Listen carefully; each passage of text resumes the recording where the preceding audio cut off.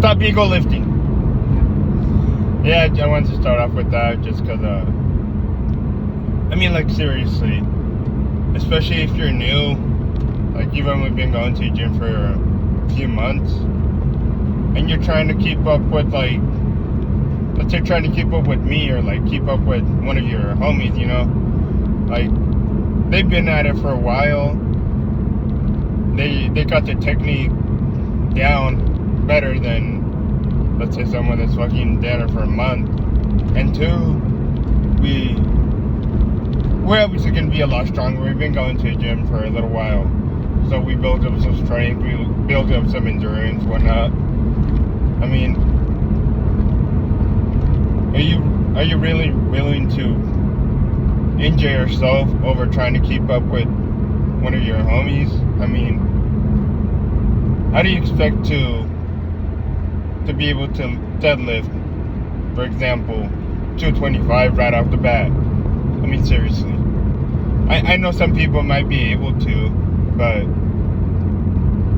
like, your form is probably going to be bad, and it is, for the most part, it always is. I mean, your spine, whenever you're doing a deadlift, your spine should be, like, kind of, like, curved up, kind of like this, I guess, arched, with your lower back going down, and then your upper back pushing up, right?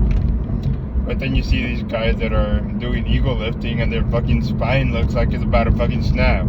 I'm sure you fucking guys know what I'm talking about. And yeah, and also another thing is, you gotta stop calling everything a fucking ego lift, because that is not fucking true. If there's someone that trying a new weight, or a PR, for example, that does not mean they're fucking ego lifting. They're going for a PR. So, if you want ego lifting, you can take a look at fucking El Campeón. I'm sure you know that fucking Mexican guy that's fucking lifting fucking all the fucking 45s in the fucking gym, and he's not even doing a single rep. He's literally just unracking it, that's it. And then just using all body momentum. And he's doing everything he can just to move the weight rather than focus on the muscle that he's trying to hit.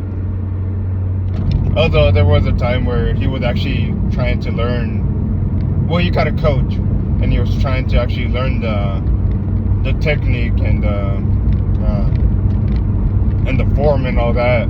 And he was doing good. The guy's pretty strong. I'm not gonna deny that he's not weak by any means, but imagine if that fucking guy decided to actually do everything right and stop ego lifting, like actually do weight that he can actually do a full range of motion with. The guy would be pretty big, and he's not even without steroids. That's another thing too. You know, there's a lot of fucking people that have really good genetics, and they're just letting them go to waste, or they're not even training or giving things a shot. Take me, for example. The whole reason I started this steroids is just because, honestly, I'm just not getting anywhere. I've tried fucking the natural way for 7-8 years. I barely got anywhere. I still couldn't even do 135.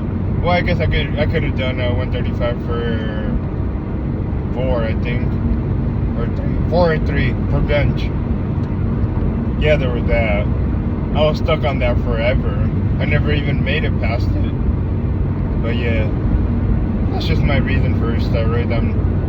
And also I'm taking such a low dose that it's really not moving along as I thought. You know, when I started taking steroids, I thought I was gonna like fucking skyrocket, build some big ass fucking muscle within a few months, 2-3 months, right? At this point, I'm at 2 months since I started taking steroids, and I can see some change, but it's very minor. Yeah, that's another thing too with people saying that steroids are like just some magical shit that it's gonna make you all huge. It, in a way, it is true, but if you don't put in the work and you're not going to a gym and eating right, you're still gonna put on some size, I guess, but it's not gonna be a whole lot. Compared to if you actually train and you try to actually do your diet right, you would actually be pretty big. For example, I mean, like Larry Wheels. He's on steroids, obviously, but the guy's huge. You've seen this, how the fuck he works, how he works out. He puts in the work. He's not just fucking sitting around like and not doing anything. Someone that doesn't put in the work isn't gonna get to that size. Although he did mention in a interview or a few different videos that back then when he was I believe he was 19 when he started fucking taking steroids.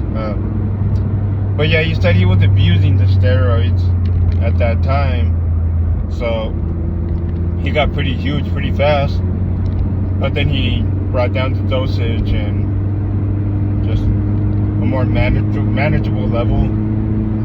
And yeah, the guy's pretty fucking good. He still has VRs. I'll take fucking Bradley Martin, another one that also takes steroids and it's been open about it. He's big too. What did he say? He's fucking 260 or something. Yeah, that guy is. I like that guy, but yeah,